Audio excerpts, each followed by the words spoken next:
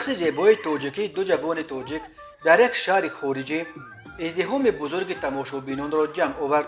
تماشابینان به هنر این دو جوان توجیک کف میکوبند و چندین نفر آنها که ظاهرا سیاحانند رقص این دو جوان را به نوار میگیرند.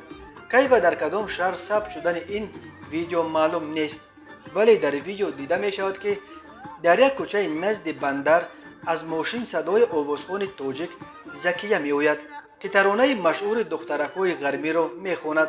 یک جوان توجیک زیر امین ترانه به رقص می درآید و رقص مردانه توجیکانه را چنان زیبا اجرا می کند که در اطراف او یک ازدحام بزرگ جمع می شود.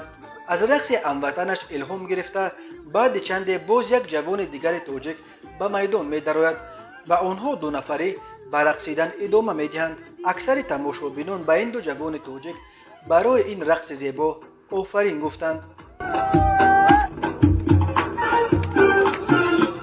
بکی بلند